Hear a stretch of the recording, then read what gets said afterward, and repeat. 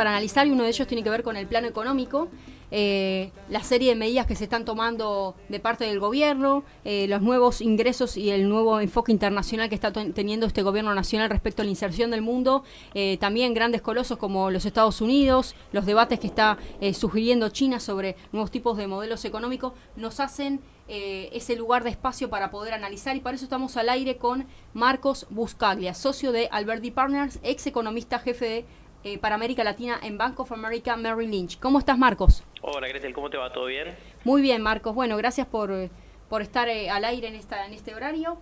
Y bueno, a raíz justamente de cómo se viene este año un poco más complicado, porque recordemos que prácticamente ya tenemos más de un año justamente con este cambio de gestión.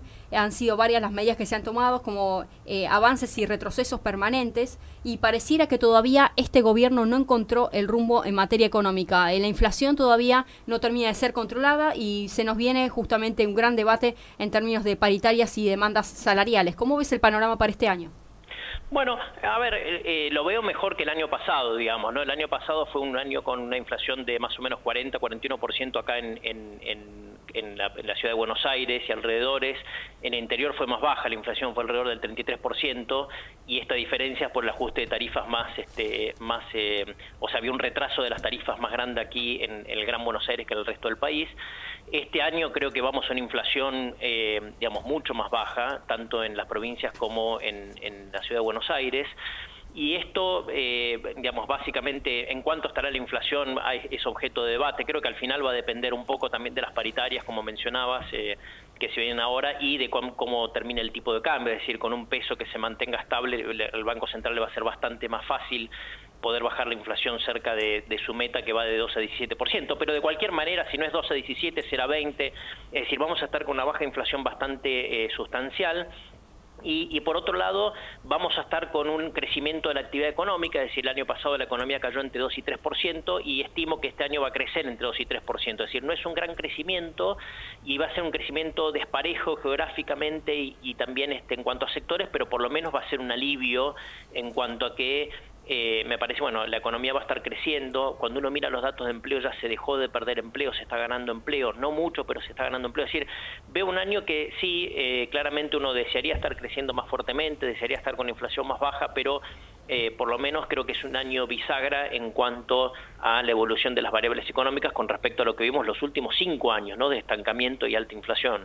Totalmente, bueno, teniendo en cuenta que prácticamente ya estamos con un escenario electoral encima, y por supuesto que es bisagra también para el gobierno. Tiene que identificar las figuras claves que van a poder traccionar un buen caudal ahora para lo que es el Parlamento en sí, teniendo en cuenta que es necesario para poder continuar con el apoyo a nivel, digamos, de legitimidad, digamos, credibilidad social. Vos me estabas hablando justamente que la distribución geográfica no es pareja respecto a los lugares que se espera el crecimiento. ¿Cuáles serían las provincias más beneficiadas y cuáles serían los sectores? ¿Y qué medidas tendría que estar tomando el gobierno para emparejar esta situación? Bueno, si uno mira lo que ocurrió el año pasado, digamos que donde el gobierno, digamos, en términos generales, pensemos, baja las retenciones o elimina retenciones, devalúa el peso y sube, básicamente ajusta las tarifas, como te digo, diferencialmente entre lo que es el área metropolitana de Buenos Aires y el resto del país.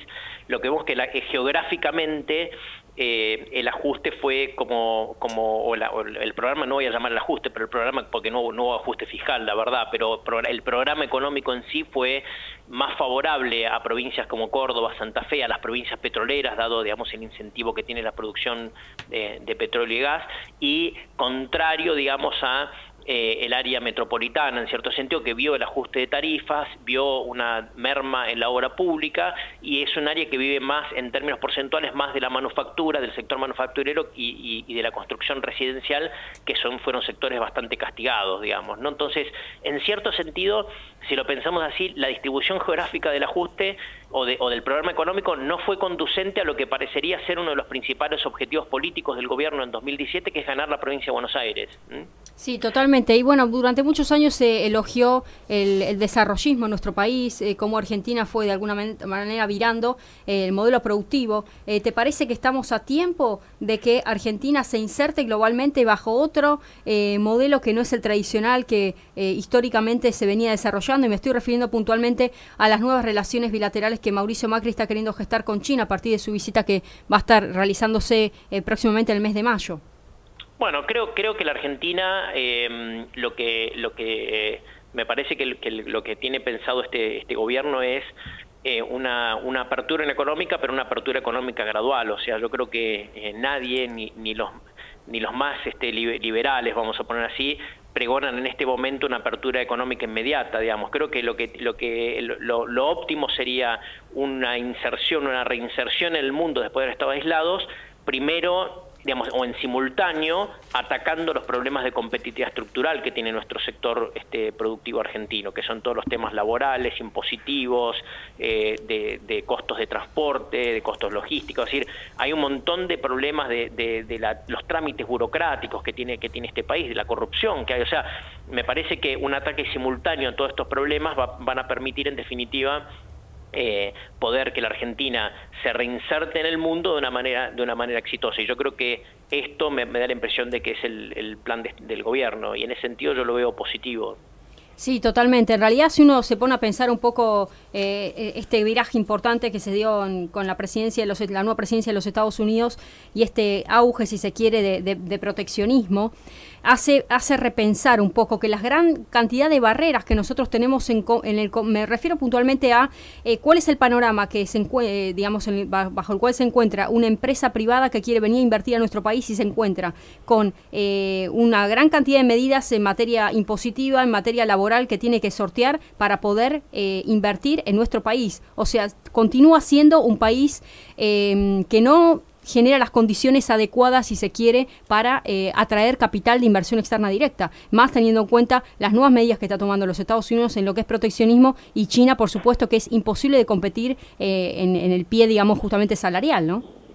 Bueno, creo que yo, digamos, ahí donde difiero un poco con el análisis tradicional que se hace sobre la consecuencia que puede tener Trump, y lo que está ocurriendo en los países europeos, por ejemplo, es que yo en el fondo lo veo como una gran oportunidad para la Argentina en el mediano plazo. O sea, claramente de corto plazo, probablemente que la economía global sufra cimbronazos, sobre todo si entra una dinámica al mundo más proteccionista. Pero yo creo que para la Argentina es una gran oportunidad. Lo voy a poner de esta manera. Durante décadas, las instituciones de la Argentina se alejaron tremendamente de las instituciones del mundo desarrollado, ¿no? Estados Unidos y Europa, que mediante los acuerdos de la posguerra y la apertura y la estabilidad democrática, etcétera, en definitiva lograron que esas regiones crecieran muy fuertemente, y básicamente sabemos cómo es. El capital y el talento van donde tienen reglas claras, ¿no? Donde tienen estabilidad, donde tiene estabilidad de reglas de juego, donde no tienen impuestos excesivos, etcétera. Y la Argentina se alejó de eso, básicamente, con los vaivenes, el populismo, los cambios permanentes de reglas. Entonces, yo creo que un poco por defecto de lo que está ocurriendo en el norte, y un poco por virtud, espero, que es que las reformas en la Argentina nos lleven, no solamente con este gobierno, sino cuando haya alternancia, a tener un poco más de estabilidad de lo que hemos tenido en las últimas décadas.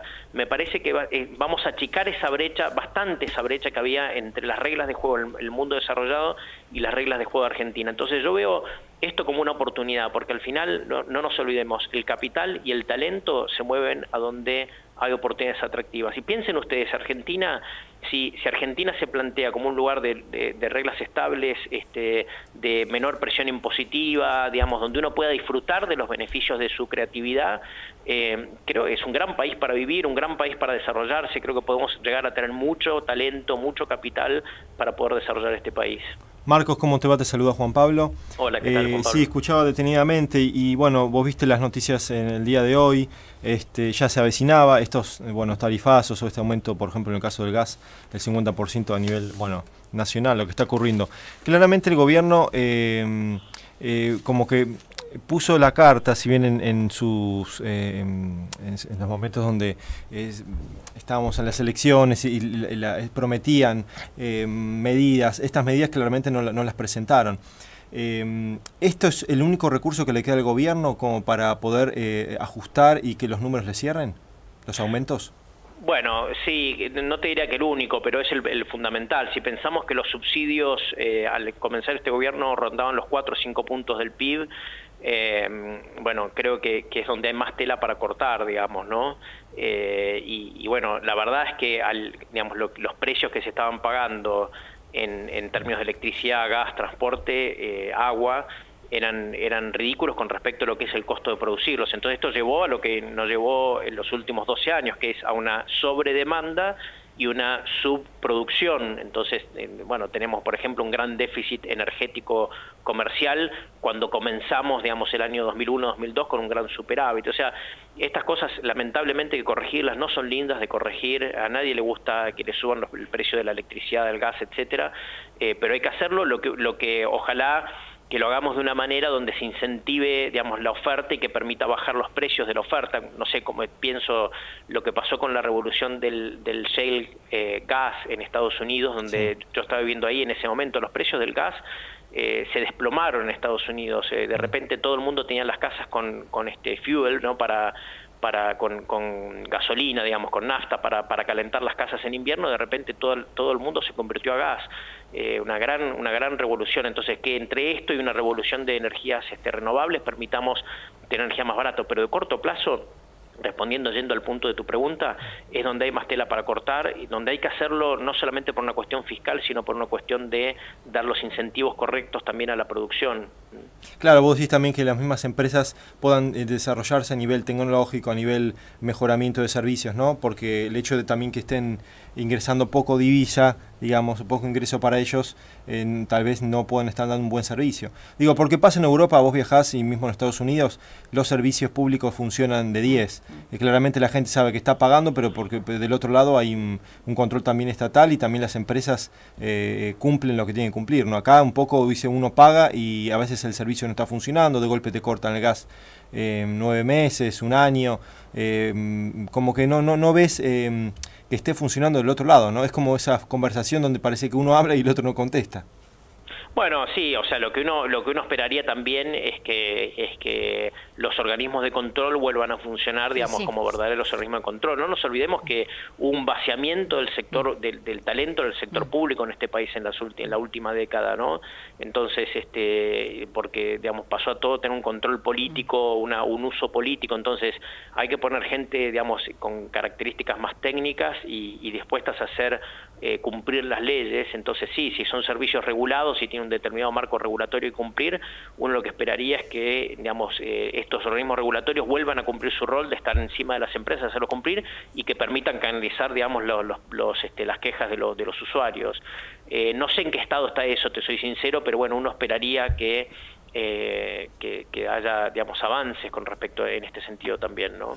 Seguro. Martín, ¿cómo estás? Belén te saluda. Hola Belén, ¿cómo te va? Mira, mi gran pregunta es, porque creo que todos estamos mirando un poquito más al norte, y si vos pensás, en tu opinión, que la asunción finalmente de Trump, tan discutida y también tan controvertida por su personalidad en especial, le viene bien a Norteamérica y nos viene bien a nosotros, porque vos hablaste mucho de esto del incentivo, de que claro, nosotros como país tenemos todo, pero digo, ¿cómo enfrenta Macri esto de como empezar a negociar con un hombre bastante especial, ¿no? Como es Donald Trump? Bueno, no es fácil porque claramente Donald Trump ha mostrado una característica de negociación donde él es como que siempre, con una negociación donde primero golpea y después se sienta a negociar, digamos, ¿no? Sí. Entonces, no es fácil negociar con alguien así. Ahora, lo que tenemos que pensar es, digamos, hay algunos sectores obviamente donde Estados Unidos es importante. Por ejemplo, vimos el caso de los limones, sí. Pero la Argentina es uno de los países menos expuestos del mundo a Estados Unidos, porque somos una economía que comercia muy poco y dentro de eso comerciamos bastante poco con Estados Unidos. Nuestras exportaciones a Estados Unidos representan entre 2 y 3 puntos del PIB.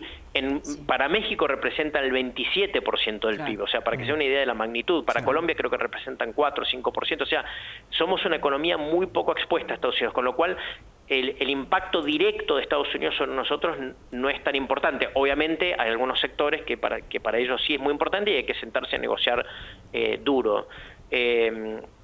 con Estados Unidos. No va a ser fácil, es un negociador duro, pero no creo que estemos en el tope de prioridades tampoco de Estados Unidos para negociar duro. Estados Unidos tiene un superávit comercial con Argentina. El tope de prioridades para Trump va a estar México, va a estar China, es decir, no va a estar Argentina. No, por eso digo, ¿cómo nos mirará Trump? Porque Obama, no sé, se acercó mucho, vino hasta acá, o sea, hubo un acercamiento, se hablaba de muchas cosas que se iban a llevar a cabo con Mauricio, pero ahora cambió, ¿no?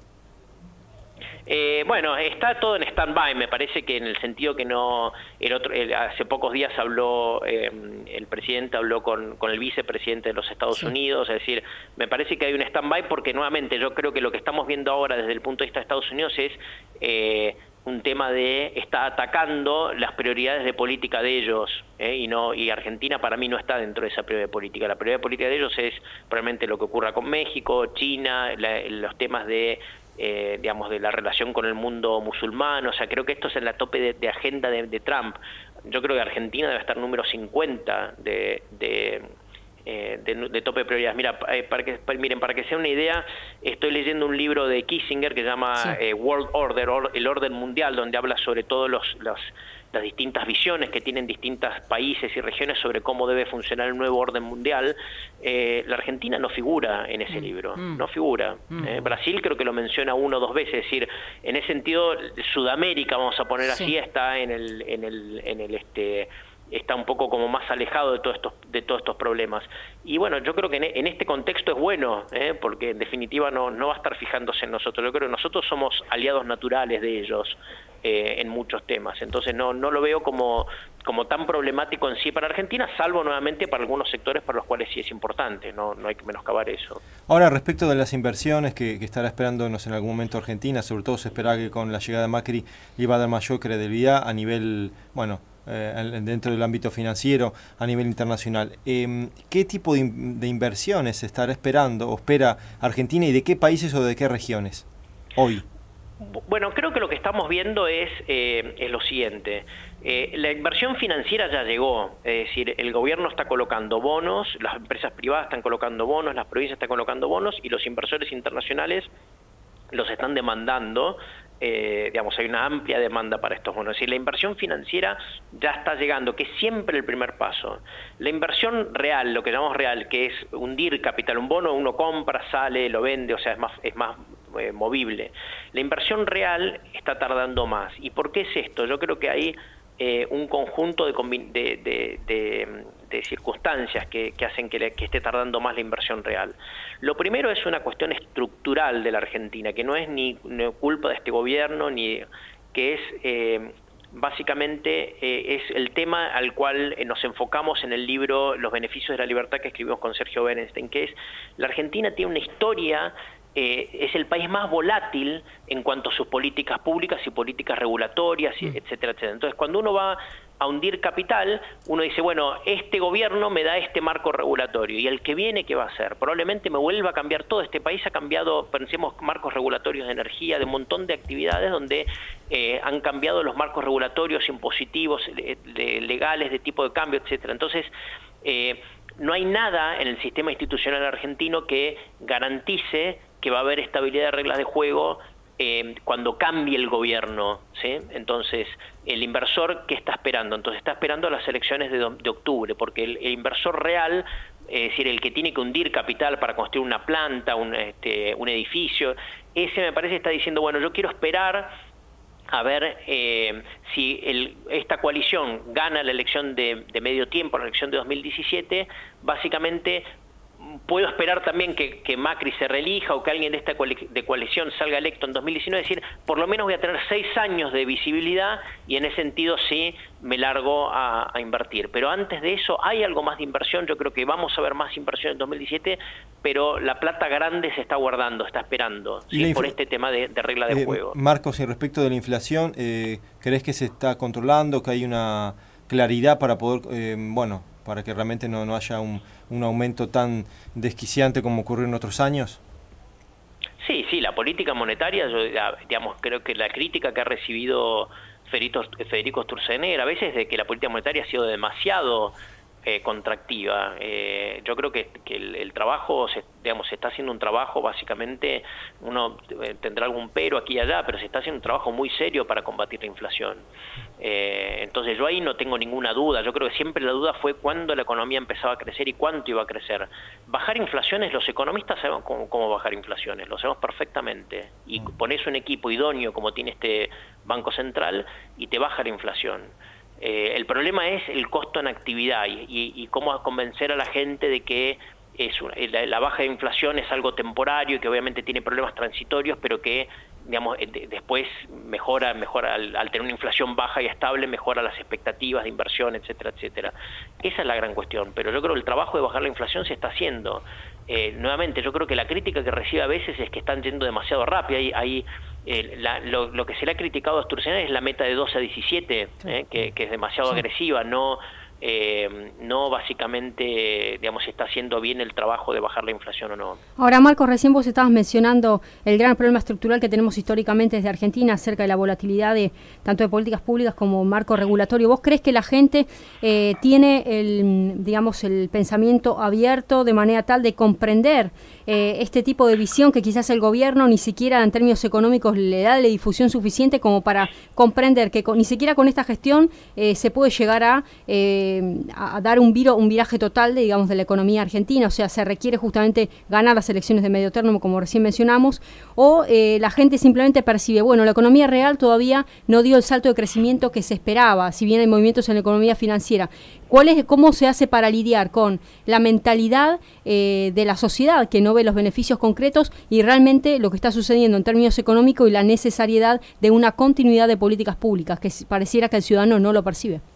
Bueno, sí, en mi opinión, la mayoría de la gente no está pensando estas cosas, porque es natural. O sea, esto lo pensamos gente que estamos dedicados a esto, o hay un grupo minoritario que estamos sobreinformados y pensando estos temas. O sea, la mayoría de la gente solamente sabe si tiene trabajo o no tiene trabajo, si tiene miedo de perder el trabajo, cuál es la inflación, si te asaltan en la calle. Entonces, eso es lo natural. La gente se dedica a otros temas, ¿no? Entonces, por eso es tan importante el crecimiento, que estemos empezando a ver un crecimiento, aunque sea desparejo, aunque sea, digamos, no tan fuerte, pero empezar a ver un crecimiento, empezar a ver que el empleo crece. Yo creo que es muy importante y que la gente también empiece a ver algo como, me parece que se están empezando a ver algunos frutos de, no sé, pavimentaciones. Uno ve arterias muy importantes del conurbano que se están repavimentando por primera vez en décadas, ¿no? Hoy leía una noticia sobre Avenida Rivadavia, que no tiene hace décadas repavimentación. Están repavimentando 6 kilómetros de Avenida Rivadavia en provincia. Es un ejemplo nada más. Lo que les quiero decir es que yo creo que eso es lo que ve la gente, ¿no? Al final veo mejor las calles, los colegios, tengo trabajo, no tengo trabajo. O sea, en ese sentido es muy importante que estemos empezando a ver algunos frutos del programa, un programa de inversión muy agresivo, y que el empleo esté empezando a crecer, aunque sea tenuemente, que entonces que la gente pierda el miedo a perder el empleo. No sé, tirar manteca al techo, este año no vamos a tirar manteca al techo, pero viendo eso yo creo que la gente va a decir, bueno, probablemente esto funcione. Sí, sí, totalmente. Esto es lo fundamental. Lo otro, estar pensando, o sea, lo que nosotros escribimos con Sergio Bernstein, o sea, en definitiva, que es la necesidad de convencer a los dirigentes, básicamente, o a la gente que está pensando en esos temas, yo creo que nosotros pensamos que necesita además un cambio en las leyes electorales para formar un sistema político más estable, pero eso es para un grupo más minoritario de gente. El resto lo que quiere ver es que tengan trabajo nuevamente y que las calles estén pavimentadas, ¿no? O sea, el que tiene empleo que lo conserve. O sea, ¿cuál sería como tu recomendación, digamos? Claro. ¿No? El que necesita un cambio de empleo, bueno, que se asegure que lo va a tener, ¿no? Claro. Porque ahora se vienen las cuotas de los colegios, digamos, todo esto, y se suma la inseguridad. Estamos a full acá con los motochorros. Aquel que tengo muchos conocidos que, bueno, fueron afectados por ese tema. Es como un combo, ¿no? La gente ve todo, la cuota del colegio, el motochorro, que quiero cambiar de empleo, no me alcanza, la inflación, ¿no? Como decís vos, cuestiones de la economía doméstica que, claro, no van a ver si el Ministerio de Economía lo hace bien. Estás en el día a día. estás en el día a día y yo creo que en ese día a día vamos a ver algo de mejora este año. Sí, bueno, bien. No para tirar manteca al techo, pero vamos a ver algo de mejora. Bueno, entonces, bien, una visión positiva, por lo menos para arrancar esta segunda mitad de febrero que, bueno, ya se acerca marzo, así que más bien ser positivos, y desearle, por supuesto, a este gobierno, como todos, queremos que le vaya bien, porque nos va bien a todos, y además porque, bueno, el cambio presidencial fue positivo, lo necesitábamos, y por lo menos nos sentimos menos robados en ese sentido. Marcos, la verdad que te tenemos que dejar. Vamos a estar hablando futuramente contigo nuevamente. Te saludamos, te mandamos un abrazo. Bueno, gracias por haber llamado los tres. Chau, chau. Hasta luego. Chau. Saludos, chau. Con nosotros Marcos Buscaglia, economista, nos ha dado una visión, un panorama del plano internacional y nacional también de lo que